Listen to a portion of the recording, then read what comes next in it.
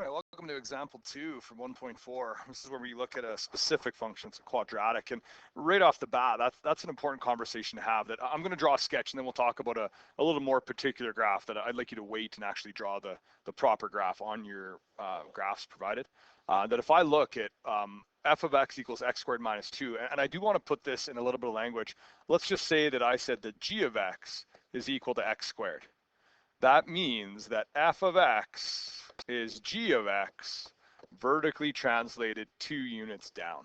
And that is important, that's where we want to get to in chapter 1, where we can draw relatively quickly the sketches of simple functions without having to resort to using our calculator each and every time, which I think is a pretty important concept.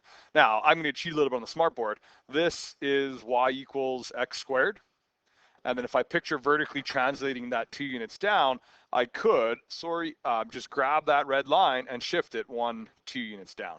Now that is not a great graph, but it's a good sketch because it does show us, there's 2 x-intercepts, a negative y-intercept, and the end behavior of that function, which we'll look at more in this course. So it wants us to graph the function f of x, that's it right there. And then it says, is the inverse of f of x a function? And the way that we check that is our horizontal line test. So I'm going to draw kind of a big blue horizontal line over here. And if the inverse of f of x was a function, maybe I'll make that a little more horizontal, is what I should be able to do is put that horizontal line anywhere and see that it only hits the function in one location. But it doesn't. We see that it hits the function in 2 different places. There's an intersection here and an intersection here. Now, the horizontal line test is done on f of x, but it tells us if the inverse of f of x is a function. So based on my horizontal line test failing, that means that f negative 1 of x is not a function. Now, I have a much better graph that's been done digitally. And if we take a look, and it's a little bit busy for sure, which is why I wanted to draw that one first. But f of x, it's all nicely labeled, is in blue. And then they write that the inverse of f of x in red. I really would like to push that notation that we could write that as f negative 1 of x. All right, pretty clear, I hope, that red graph is not a function. It very clearly fails the vertical line test. I mean, almost anywhere it passes it where it isn't, and at the vertex, we would only have one output per input.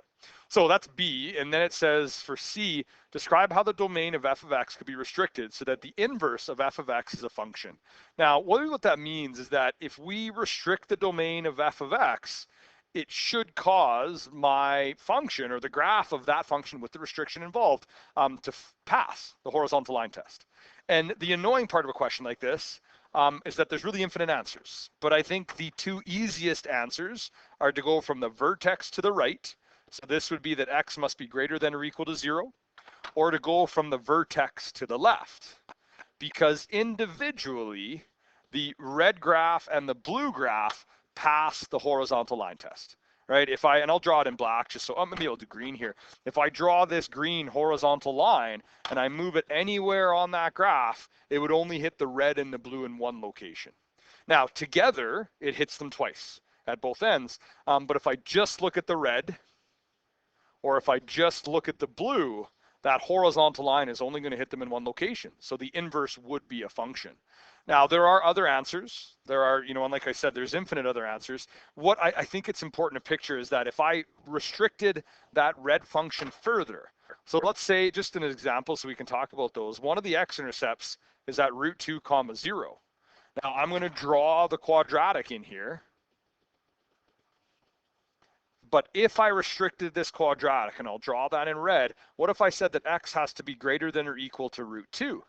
Well, that red component or piece of the function is going to pass the horizontal line test as well. What you have to be careful of is making sure that you keep the horizontal line test in mind. And I'm going to show you kind of the bad answer, or maybe a wrong answer.